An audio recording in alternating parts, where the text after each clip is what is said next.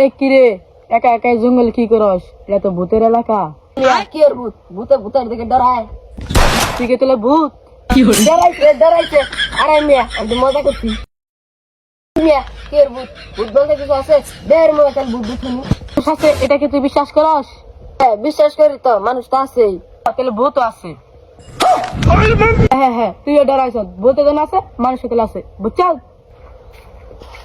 এ মিরাজ এই নেট লাগ লাগি করস ও একলা ও আছে না?